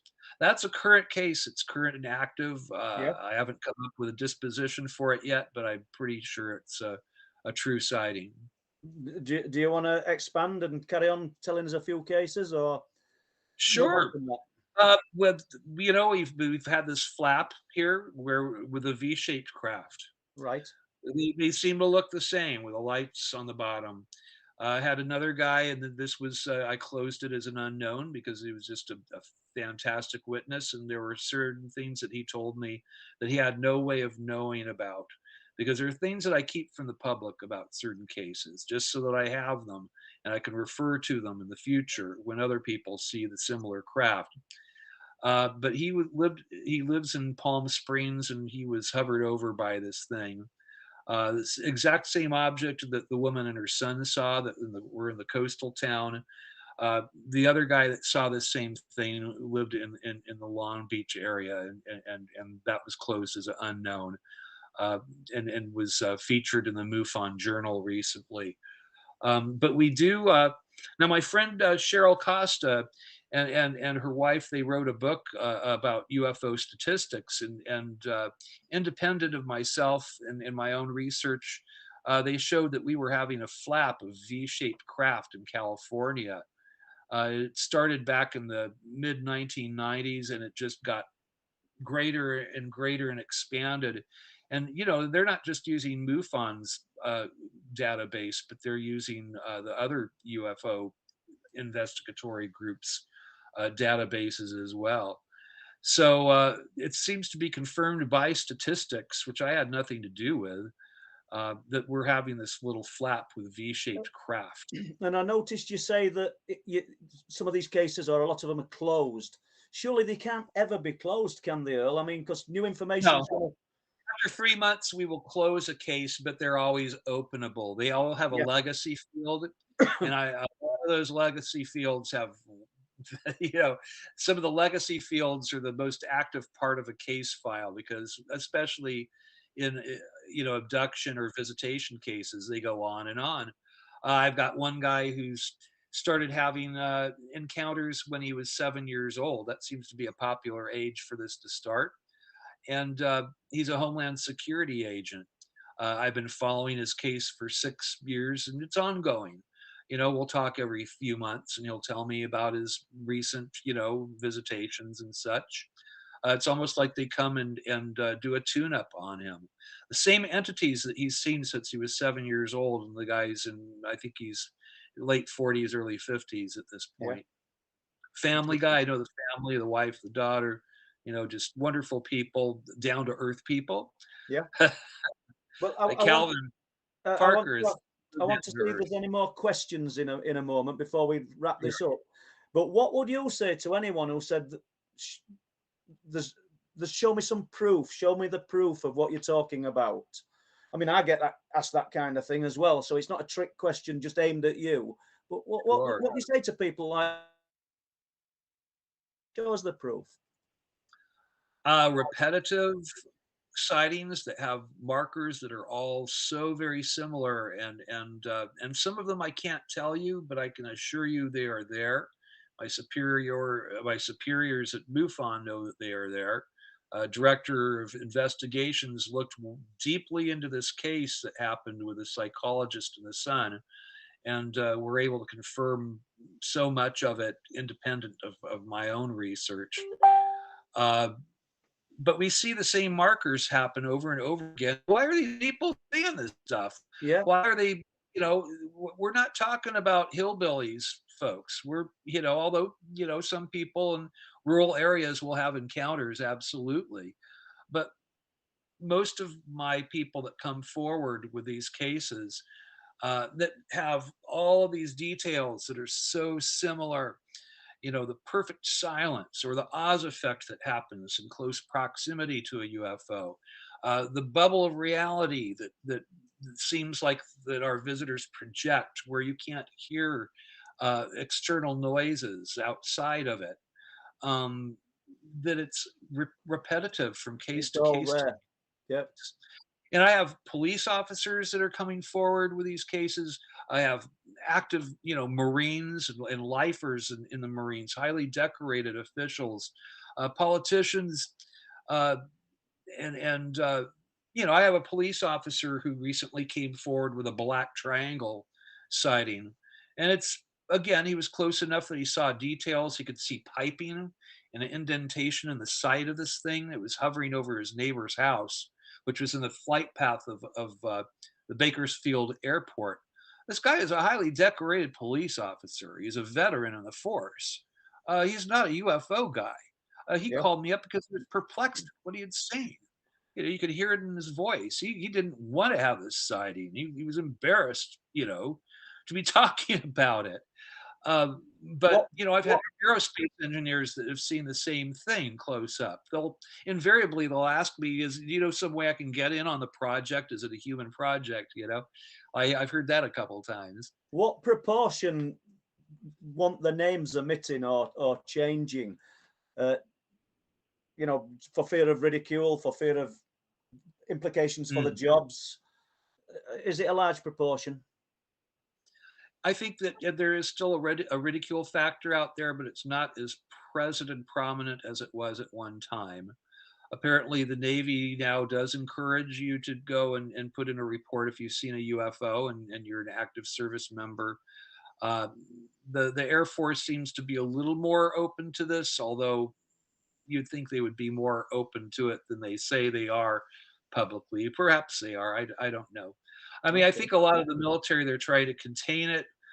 I think a lot of them are afraid of it. I think some of them feel like they've perhaps opened up a Pandora's box that they can't control, and it scares them.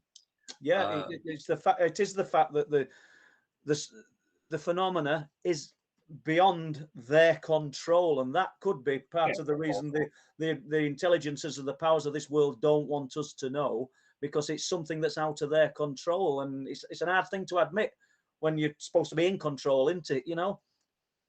Absolutely, they can't So, control it. Good. right, well, we've got probably 10 minutes left, or just under. We'll ask Les if there's any more questions. I'm sure there is. Sure. Wow, yes, it's been great so far, guys. I'm really enjoying it myself, I must say. Thank you. And we've got a great number of questions in tonight, and I got to apologise now. I do not think we're going to get through some of these, but I'm going to give it a good go. So the first question is from Steve071. It's a simple question, and we'll probably you probably covered it early in lots of things you've said already. Are we living in an illusion? Oh, are we living in an illusion? Yes. God, I don't know. It's a pretty good one if we are. Yeah. I mean, people will ask if we're living in a computer program, and well, maybe. I don't know. Oh, well, that's good. Yeah, Barbara Davis is asking, what about the reptilians below the ground? I hear about them. I've been told that there are reptilians that evolved on Earth and that left Earth. I'm not the guy that made this up, and I don't know how accurate this is, but this is what I've been told, and I've also been told that there are reptilians that are the ones that evolved on Earth are easier to work with and not necessarily against us completely, but that though there is another group that is from the star Draco, the Draco star system, that don't have anything to do with humanity and perceive us as enemies. That's what I've been told about the reptilians. And have you been told whether? I better stop because Les is wanting to get these questions. Go on, Les. Sorry. Yeah, we've got quite a few questions, Paul. Sorry. Yeah, I know. I don't think that they're controlling the government, if that's what the person. Yeah, you picked my mind. You knew what I was going to say. Yeah, thank you, El. And a question from Lee Roscoe. Lee is asking, at what level can El tell us what he knows about the strangest thing he knows to date? Strangest thing I know today is that there are entities living on Earth that look exactly like us. That's the strangest thing, and some of them are powerful. And it seems that there's an agenda to change us, that we need to become more like them. and that and that this is a good thing. I mean, humanity needs to change. We're going to destroy ourselves if we don't. But I think that's the strangest thing that I've learned. I can't I can't prove this to you, but the highest level of government is saying this. If you go and we'll read the Skinwalkers at the Pentagon book. I don't agree with everything that's in there. I think they're just sharing the tip of the iceberg in that book, but it's interesting, and as far as I know, is not a lie. And I think that some of it there's psyops that they do, that they're trying to control. The guys in the military are trying to control the narrative, but I think that they've perhaps loosened something that they can no longer control, is my personal opinion. Okay, thank you for that, Earl. That's And strange a to question me. from Deborah Singleton. Earl, what are your thoughts about the moon? Is it real or a hologram, as some people believe? I made a change. Well, it changes the tides. Women's cycles are based on the moon's gravitic influence on Earth, the oceans, and the tides. There's obviously the mass of a small planet there, or it wouldn't be able to create the tidal systems that we have. So I don't think it's an artificial satellite. I think that it may be occupied. We have visitors, and that may be a base of operations. But as far as the hollow moon thing goes, I haven't really seen any evidence for that. I think just the fact that it can cause tides disproves that. But I don't know. I don't know everything. I could be wrong about it. Okay, that's a great question, Debs. Umbraman is asking a bit of a conundrum here, I think. If destiny is real, are we absolved from blame, as it was evidently unavoidable? Hmm.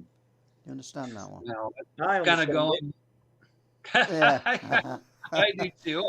I don't know. I think that I think that we want to be proactive. We don't want to blame destiny on some terrible thing.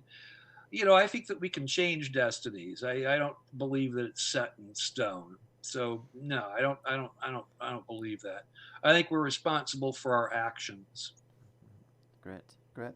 And I film UFOs. Did Earl suffer any scoop marks during his paralysis? A good question. No, I didn't. For a long time, I wondered, well, maybe it was a psyop, or maybe it was holographically.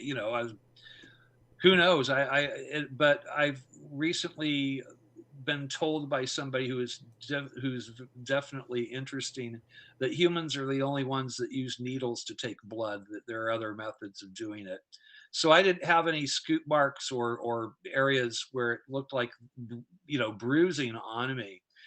For a long time, I thought that perhaps they had just taken energy then. That I only thought they were taking blood as well, but I've been told that no, they probably were taking blood. It made me certainly feel weakened the next day or two. That they seemed like they took a lot of blood from me, but it did not leave any marks whatsoever on me. It's Okay, very thank. frustrating. You'd want to have some way to prove, and all I have is my wife will say that our house flooded with light that had no source, and that weird stuff happened for a week. Okay, 7 okay, thanks for that, Earl. Question from Tim Brennan. Uh, Earlier, when you was telling us about the accounts of Chris Squire from Yes, he's asking, did Chris Squire say if the UFO sighting changed his music? I know you went on to tell us about a song he Great wrote. question, Tim. Yeah. changed everything. Changed the way his personal philosophy. And Chris is. I'm not sure if he certainly was a catalyst that caused me to want to personally hands-on understand this phenomenon. He wrote a song called "Aliens Are Only Us from the Future." You can find it on YouTube. If you just go Chris Squire, uh, put in the word Chris Squire aliens, it'll pop up. That was after our conversation that we had, and Chris, he wasn't real physical in his affections with me, but he literally lifted me off the ground when I told him, well, UFOs some UFOs are maybe just us from the future, and maybe there's a music historian who's interested in you, who's coming back in time, and that's why they would want to see you and John Lennon and the Moody Blues and Steve Hillage and other musicians that have Jimi Hendrix and others that claim to have had alien contact. I think that they are interested in our music. You have to understand, to sing and to have music, maybe you need a mouth and vocalization and language. And so our music maybe is of interest to other cultures. So maybe it wasn't us from the future, maybe it was aliens. But Chris loved that. He came back with a post-it note and he lifted me off the ground and said, "What did you say again, Earl? Exactly repeat it again." I said, aliens are us from the future. How's that?" And he loved it, and he wrote the song. He didn't tell me. I went to see Yes in concert, and they played the song. Never recorded it. He recorded it Brilliant. with and my link with Yes is that I've met Steve Howe, the guitarist. Oh, I love it. I love Steve. Yeah. Say hello to Steve for me. I've met him a few times. Yeah, this was a long time ago, but yes, I'm a big fan myself. Right, moving on. I'm going to ask now. Let's have a look. Here we go. Stargazer Eternal One. Does Earl think UFOs are connected to wider paranormal phenomenon? And I know we've discussed this a little bit. We've kind of touched on it, but yeah. So, I think that there's a connection. I think that maybe people misconstrue it as paranormal. Again, I think we need to expand our ideas of what normal is instead of call it addendamize the word and call it para something. It's not paranormal. It's just we need to have a larger concept of what is. Thank you. A simple question. Yeah, a simple question from Space Cadet Lottie, and. What is Earl's opinion of UFOs and their connection to ley lines / Earth grids? It's a good question. No, we've seen a connection. I believe there's a ley line that runs through San Luis Obispo that our former state director Jeff Krause saw a UFO flying over this area, and later on found out that there were ley lines that it was coordinated to the sighting that they had. And, I think that there's forms of energy and just things that we don't understand that go back to prehistory, and that's one of them. And do you think the early peoples knew this then by placing their ancient standing stones, burial mounds in these locations? Yeah, they probably had sightings there. They had manifestations of their own. Yes, absolutely. That's why you see the phenomenon. You see the records and the pictograms and petroglyphs worldwide, and it's all the same. The American Southwest, I've seen them. I've heard the stories, and I've been to Australia, to the Red Center of Australia, and spoke with Aboriginal elders there, and they have the same stories. They call him Lightning Man. They have different words for him, names, but it's the same story. It's Prometheus coming from the sky with fire, language, and civilization. These are more of the markers that you're talking about. Have we time for one more question, Les? At this point, I think we've got to wrap the show up. And, okay, it's been a great pleasure and an honour talking to you, Earl, from my point of view. Yeah, and really enjoyed it. I'm going to put you on the spot now in front of Paul Sinclair, because we have so many outstanding questions tonight. I've got to ask you if you, at any point in the new year, you would return if we put the invites out to you. Never, no. Just kidding. Anytime, mate. I love being on your show. This is the most intelligent questions I've heard. Some brilliant questions, and and we've got to commend. Thank you very much. We've enjoyed speaking to you, Earl. Yeah, we've got to commend the intelligence of our people who tune into this show and the brilliant questions. So on that note, then I am going to wrap up. So if you want to say good night, guys, to the audience tonight. Yeah, well, thank you very much, and thank you for staying with us. And I think we'll all agree Earl's been brilliant and showing us his little friend. Good night. All right then, guys. Thank you very much. I'll wrap Thank the you. show up now. Take care. Yeah. Okay, so I hope you enjoyed tonight's show. It's El was a great guest on tonight, and the information he's got is second to none. And the links, show links, are in the description below this video.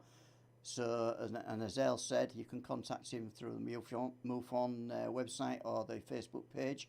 Paul Sinclair, you can contact Paul through the truthproof.uk website. And I've got to say at this point, we are running a stream next week, and I think the last stream is on the 23rd, and it will be a let's have a look. It'll be led by you guys on the chat. So yeah, chat-led stream. So all your questions on that last night on the 23rd, something to look forward to, I guess. And so come with your crackers and drink and stocking, and we'll see you at that point. Okay then, on that note, I've got to say goodbye from the Truth Proof team. Try getting that out when you're drunk. Okay then. Bye. See you next time. Alright, you've no mics on, guys. I don't think. Oh, yes, we have. I've got my mic on.